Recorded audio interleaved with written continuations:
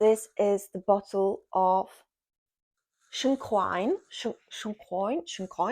This smells just like Gris Charnel with the added vanilla. On Fragrantica, someone actually commented that it smells like Marilyn Monroe cowboy boots. Let me know in the comments how much you liked it, because I'm sure you will.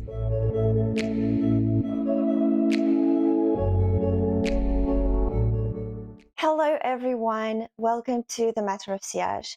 My name is Natalia and I got inspired by the fragrance community to create my own space about scents, about smelling good and about feeling good.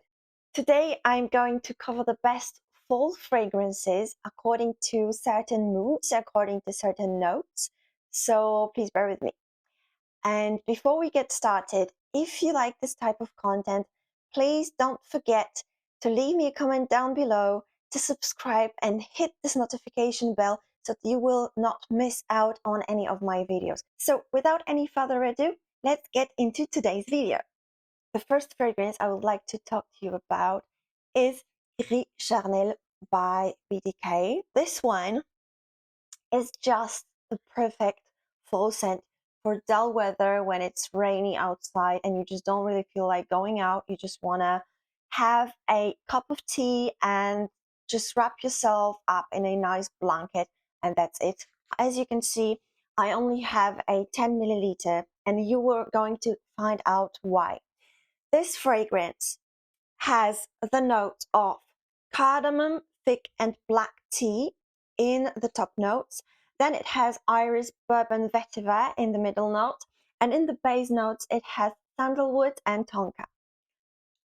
So this one is just a really cozy and nice and warm mixture of cardamom, so spicy note, a lot of spicy notes, with fig and sandalwood.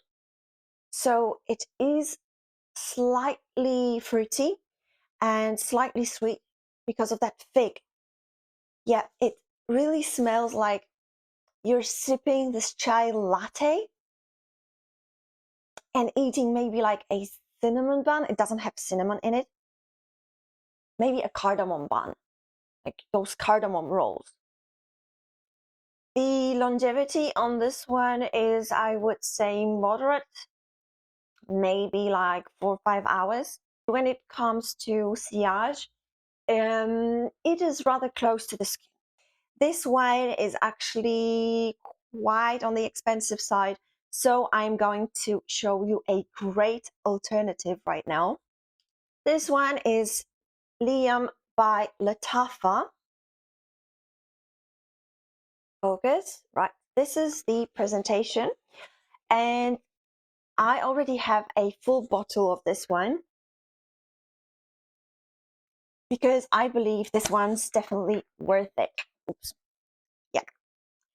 This one has more of a masculine bottle because this one is actually supposed to be a masculine fragrance, but believe me, this one is just perfectly unisex. It's right in the middle. At first you can smell a little bit of alcohol, but it evaporates super quickly. And then what you get is this creamy sandalwood with fig and cardamom. Yeah, it is so close to Gris Charnel. I would say it is like 90% similar probably, but it has some slight differences. For example, when you take a look at the notes, it actually has the same notes, but with the added labdanum, patchouli and vanilla in the base. And you can smell this vanilla, but it's not that striking, this added vanilla. I would say you smell it more on the skin than on the paper strip. But this one, guys, this is just such a bargain. This one is just amazing. This smells just like Gris Charnel with the added vanilla, which makes it even more deep and a little bit more feminine, funnily enough, even though it is actually targeted towards men. And the best thing about this one is that it actually has a better longevity than Gris Charnel. Next, what we have here is Ooh La La by Teo Cabanel.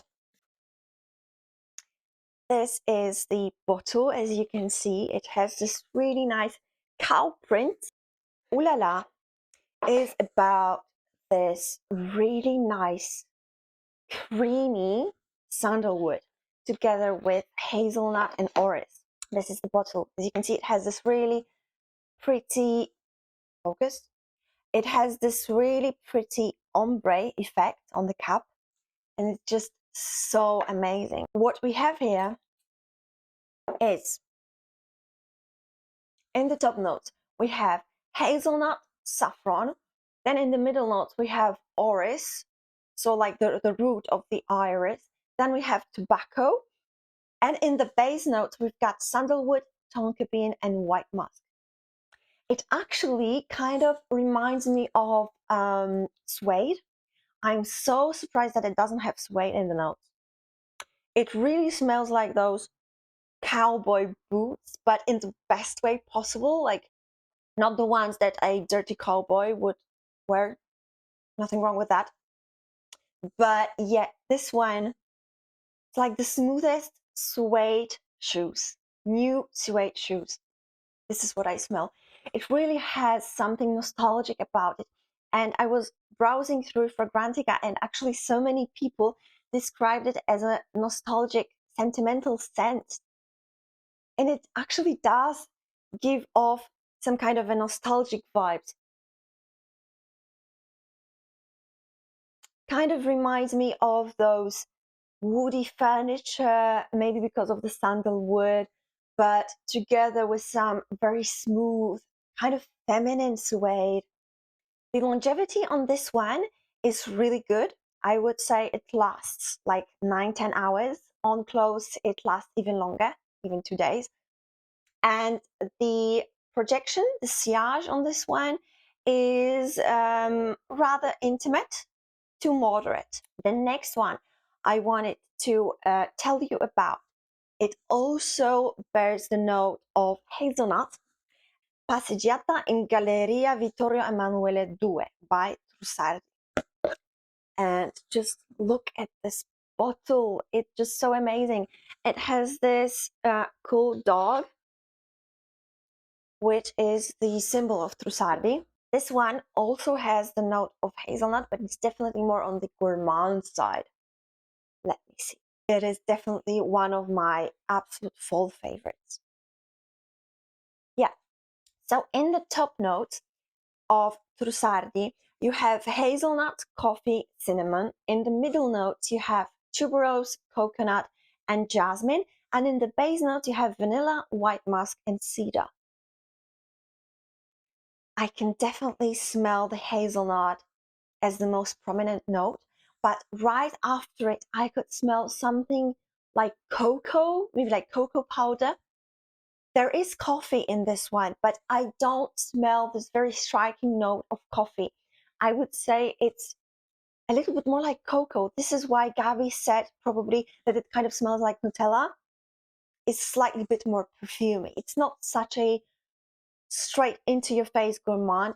The tuberose in this one is definitely prominent. So this is what makes it a little bit more perfumey probably. By the way, I have a great layering combo for you. Namely, Trussardi, Passeggiata, together with Sunny Side Up by Juliette Has a Gun. This combo is just amazing. Trussardi has coconut, and also Sunny Side Up has this coconut. This one also amps up the sandalwood in Trussardi, so it smells just super woody together and not too gourmand. It actually gets a little bit more woody, a little bit longer lasting, because this one also contains ISO-E Super, which is a molecule that even amps up the longevity, that amps up the sillage. So this is totally recommended. The next two fragrances I've got for you are focused on the note of carrot. Let me start with the niche one. It's called Lost Alice by Masque Milano. And look at the presentation of this one. It's actually a 10 milliliter, but it's just so beautiful. Look at this bottle. It says, "Smell me," like on this bottle from Alice in Wonderland that says, "Drink me." Fortunately, they didn't write "Drink me" on this one. Maybe someone would fall for it. But yeah, this one is just amazing. It smells like you are sitting by the table with the Mad Hatter during his party, and you're drinking his tea and you're eating a carrot cake. But the tea is with a splash of milk, and this is what it smells like. So in the top notes, let me see. Ambrette, so it's the muskmallow. You have black pepper. You have bergamot, clary sage, and in the middle note you have carrot, orris, black tea, white rose, and in the base note you have milk, sandalwood, and broom. Yeah, this one really does smell like a carrot cake, but it's very musky at the same time. It's really, really pretty. It is sweet, but it's not too sweet. Also, thanks to this slight bergamot and black tea, orris gives it a little bit of powderiness. It's so elegant at the same time. It's, on one hand, it is a little bit powdery and sweet from this carrot, and thanks to milk, it is definitely lactonic, but it's also with some herbal and slightly fruity notes. And this one is definitely on the pricier side. So what you could actually try instead is Encore by Teo Cabanel. I feel like probably Lost Alice is a slightly bit more refined because of this powderiness. But Encore is the one that actually lasts a little bit better. And this one is also super interesting. Encore by Teo Cabanel has carrot seeds and peach in the top notes. Then it has iris in middle notes. And in the base notes, you have sandalwood, musk, vanilla, and ambroxan. Ambroxan also amps up this longevity. It also helps with the projection a little bit. Yeah, in this one, I can definitely smell iris a little bit more. But it also gives off this carrot cake vibes. It definitely smells a little bit more fruity. It's iris on one hand and also peach on the other hand. It is not as powdery as the previous one, as Lost Alice, but still it has this iris, but it has rather the flower and not the orris root. It is a little bit more floral compared to the previous one. Also pretty. The longevity on this one is slightly better. I would say it lasts quite long, like 5-7 hours, and the sillage on this one is rather moderate. As you can probably tell, the cherry trend is still going strong, and this is actually one of my probably favorite notes for fall and also for winter. This is why I would like to tell you about some of my favorite cherry fragrances. The first one we're going to talk about is Cherry Punk by Room 1015. I'm sure you already know this one. Everyone on YouTube is just hyping this one, but for good reasons. This one is just a rock star. So what we have here is cherry, saffron, and Sichuan pepper in the top note. In the middle note, we have violet, mimosa, and jasmine. And in the base note, we have leather, tonka bean, and patchouli. Yeah, this one doesn't have this very prominent patchouli. And this is probably why I also enjoy this one a lot. What you have here is mostly the cherry mixed with the saffron that gives it a little bit of this rock metallic vibes together with that leather. It's like you spread your leather jacket with a little bit of cherry perfume. Yeah, I would say that both cherry and leather, they definitely create this fragrance. They are definitely the main players here, the main characters in this fragrance. The next fragrance that is focused on the note of cherry, La Petite Robe Noire Absolue. So this is the Eau de Parfum Absolue version. And this one, oh my God, it's just so good. It's just an underrated fragrance, guys, and it's so good. It actually slightly reminds me of this Cherry Smoke by Tom Ford. But yeah, it leans definitely feminine due to the fact that it is definitely sweeter than Cherry Smoke, but it shares some similarities. Let me see. In the top notes, you have cherry, almond, and bergamot. In the middle notes, you have smoke, rose, tea, and iris. And in the base note, you have leather, patchouli, and tonka bean. In this one, you have this sweet, very juicy cherry. And in the background, you also have this kind of incensey, smoky vibe. It also has some rose in the background, together with the tea and a little bit of leather.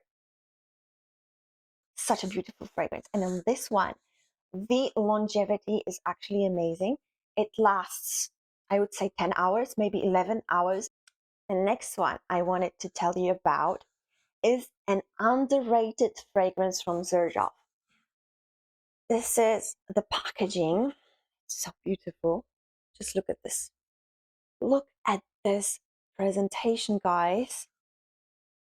This is the bottle of Shunkoin. Shunkoin? Shunkoin. Yes, this is Shunkoin by Xerjoff. And I feel like not many people talk about this one. And I have my own theory. Why is that so? Let me check this one with you.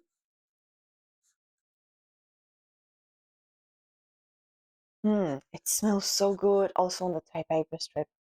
Oh my God. I just realized I haven't tried this one on the paper strip. I've only sprayed this one on my skin right away. Why I chose this one as one of my best fall fragrances? Well, this one smells like Zen. Shunkoin is actually a Buddhist temple in Japan, in Kyoto. This one is just the quintessence of Zen, of meditation, yoga practice. I just love this one for yoga. What you have in Shunkoin is vanilla, powdery notes, sandalwood, orris root, woody notes, olibanum, sakura, and tea. And this one is just such a meditative scent.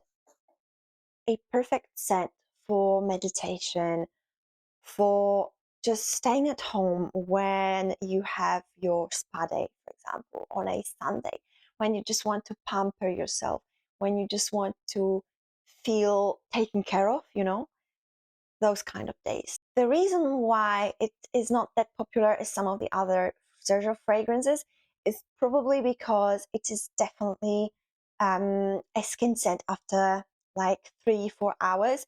But this one is not even supposed to be a beast mode fragrance. This one is supposed to be sitting closer to your skin so that it will not bother you. Actually, some people compare this one, as well as the next fragrance I'm going to show you, to Blanche Bête by Liquid Imaginaires. I don't really understand why so many people say that this one is a summer fragrance. To me, this is definitely a fall winter fragrance. Why? Because it is really sweet. It is lactonic. After several hours, I can definitely smell it on myself. I can smell it on my clothes. I can smell it everywhere I go. I can smell it in every room I went to. It is just everywhere. It fills up the room even after like 2-3 sprays. Behind my neck and on the both sides of my neck, it is just such a beast, as it says. really, like a real Bête. It's just enormous when it comes to its sillage. This one is definitely stronger than Shunkoin and a little bit more lactonic. Even though Shunkoin still has this slightly lactonic vibe, that one was a little bit more powdery, irisy, and this one has tuberose and is a little bit more lactonic. I would actually say this one is slightly more similar to the second fragrance I'm going to show you, namely Tease Crème Cloud by Victoria's Secret. It is very, very musky. And as you probably know, musks smell just the best when they are kind of mixed with your skin, with your pH. It has meringue and vanilla in the top notes. It also has sandalwood flower. You see, sandalwood flower. It's interesting. Then it has musk and amber in the base. I can definitely smell sandalwood in this one, but it's rather a creamy, a sweet sandalwood. It's a lactonic sandalwood. Together with this meringue, it makes it sweet, but subtly sweet. It's definitely not overbearing. It's not anything over the top. On Fragrantica, someone actually commented that it smells like Marilyn Monroe would smell. I would say I definitely know where they are coming from. This one is so elegant. It is never overpowering. It never made me nauseous, while Blanche Bête sometimes gives off this kind of feeling when I overspray. Blanche Bête is definitely more on the lactonic side. It has this tuberose, this heavy, creamy lactonic vibe, while Tease Crème Cloud is definitely more just like a subtle cloud. It's not going to rob the bank. It's just absolutely amazing. And for this price, I mean, come on. And the last fragrances I have for you today are focused on the note of coffee. So the first one I'm going to show you is Amore Cafe by Mancera. Just look at this presentation. I really like the presentation of Mancera. And the funny thing about Mancera is that I do not usually gravitate towards their fragrances. They're usually quite synthetic, which is not the case with this one.